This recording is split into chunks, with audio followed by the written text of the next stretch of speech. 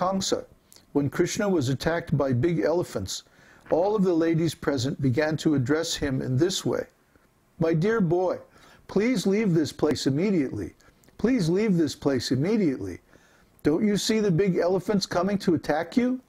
Your innocent gazing upon them is causing us too much perturbation."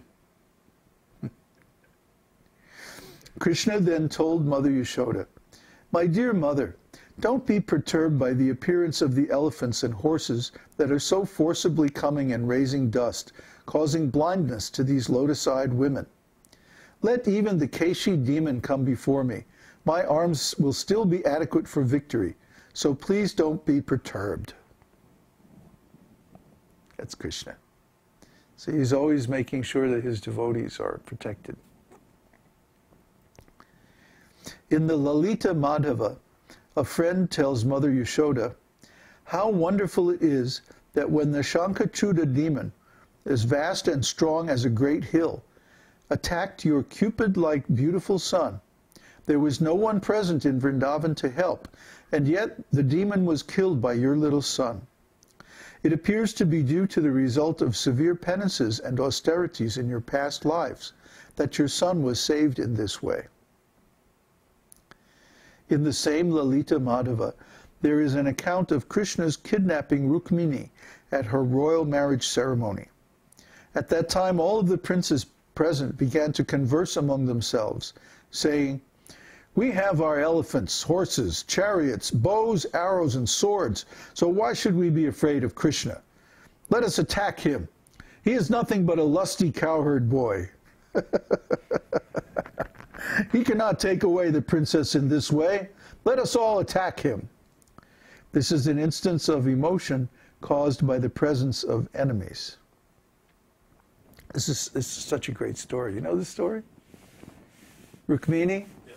Rukmini, she was a great devotee of Kṛṣṇa, and she was due to be married. But unfortunately, her brother, Rukmi, didn't like Kṛṣṇa. He was kind of demoniac. He was in league with Duryodhana and those guys. So he arranged for Rukmini to marry Shishupal. Remember who Shishupal is? Duh. Why do I spend all this trouble to talk about all these things? And nobody even remembers what I say. The offender who 100 times offended. 100 times, yes. Yeah, insulted Kṛṣṇa. And Kṛṣṇa had, his mother had gotten a promise from Kṛṣṇa that Kṛṣṇa wouldn't kill him until he insulted 100 times. So we're getting a new tripod, by the way. I can't stand this tripod anymore. Of course, this was very distasteful to Rukmini. This is about the last guy that she wanted to marry, Shishupal, ick. So she wrote Kṛṣṇa a letter and sent it by a brahmana, trusted brahmana. So the letter was basically, she said, "Dear Kṛṣṇa," she told, what was going on. And she said, I'd rather commit suicide than marry Shishupal. So you please come and kidnap me. And then she gave directions, that during their family, during the wedding ceremonies, would visit the temple of Durga. And she said, at that time I'll be surrounded by many girlfriends, and it will be very easy to come and just take me away on your chariot. Like that. So that's what Kṛṣṇa did. But they had a ceremony called the Swayamvara. And the Swayamvara ceremony, well, it's basically giving away the bride to the selected husband. But some of the princesses also selected their own husbands by Swayamvara. But in this case, it was an arranged marriage.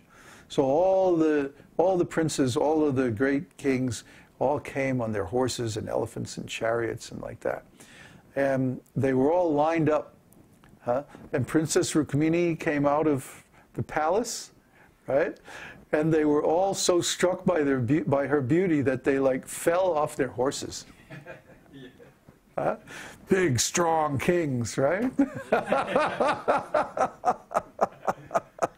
So, taking advantage of the moment, Kṛṣṇa came and scooped her up and sped off on his chariot. So then there was a big fight. And of course, Kṛṣṇa very easily vanquished all the kings and captured Rukmi. And he was going to kill Rukmi. And Rukmini said, no, no, don't kill him, he's my brother. So he said, okay, well, I got to do something though. So Kṛṣṇa had Rukmi tied up, and he took his sword and he shaved patches off of his head in different places. Which is very, very, insulting thing. Oh, for a king, it's like, oh. It's like, so Rukmi was so embarrassed, he couldn't show his face again in front of the other kings, and he ran away and spent the rest of his life in the forest. Interesting story, huh? So, Srila Rupa Goswami is trying to prove by the above examples that in relationship with Kṛṣṇa there is no question of impersonalism. All personal activities are there in relationship with Kṛṣṇa. If Kṛṣṇa was impersonal, then why would his devotees worry about him? Why would they feel anxiety or fear or apprehension? See? Because Kṛṣṇa is personal and the devotees love Kṛṣṇa. Even though somewhere in the back of their minds they know that he's the Supreme Personality of Godhead, they still feel anxiety when Kṛṣṇa gets in trouble, which he seems to do on a regular basis. He likes to create these dramas. Because like we talked about yesterday, it creates some friction in the relationship and makes the devotees appreciate his company even more. So Kṛṣṇa is expert at developing love. See, this is Rasa Raj. Rasa Raj means he is most expert in creating ecstatic emotions. And the way he does it is by creating obstacles. And the obstacles are different kinds of demons, different kind of natural disasters, war, even different kinds of loving affairs. There's arguments. Radharani sometimes will start arguing with Kṛṣṇa. And sometimes she'll even reject Kṛṣṇa and kick him out of her bower. She can become very easily insulted. So, even sometimes, well, I'm going to read the next one before I tell this other story. Madness. Srila Bilvamangala Thakur prays in his book as follows: let Srimati Radharani purify the whole world, because she has surrendered herself completely unto Kṛṣṇa. Out of her ecstatic love for him, she sometimes acted just like an addled person and attempted to churn yogurt, although there was no yogurt in the pot. Seeing this, Kṛṣṇa became so enchanted by Radharani that he began to milk a bull instead of a cow.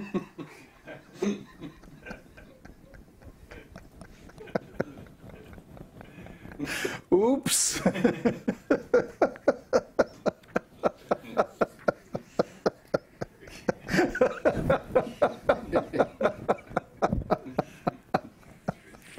Yeah, I mean, let's not think that there's, we were talking about that today, how some people approach Krishna's pastimes in a very dry kind of intellectual way, And of course, there's very, very deep, very exalted philosophical knowledge in Krishna's teachings. But there's also really, ribald humor, just outrageous, crazy things, Krishna does just to make everybody laugh. And he's a real clown, honestly. There are These are some of the instances of insanity or madness in connection with the love affairs of Radha and Kṛṣṇa. In Śrīmad-Bhāgavatam, it is said that when Kṛṣṇa entered the poisonous waters of the Jamuna, Srimati Yashoda Devi went insane. Instead of searching for curative herbs, she began to speak to the trees as if they were snake chanters, snake charmers. With folded hands, she began to bow down to the trees, asking them, "What is the medicinal herb which can check Kṛṣṇa's dying from this poisonous water?"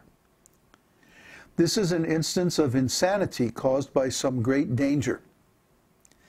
How a devotee can be in a state of insanity because of ecstatic love is described in the 10th canto, 30th chapter, verse 4 of Śrīmad-Bhāgavatam, wherein the gopis were searching for Kṛṣṇa in the forests of Vrindavan. The gopis were loud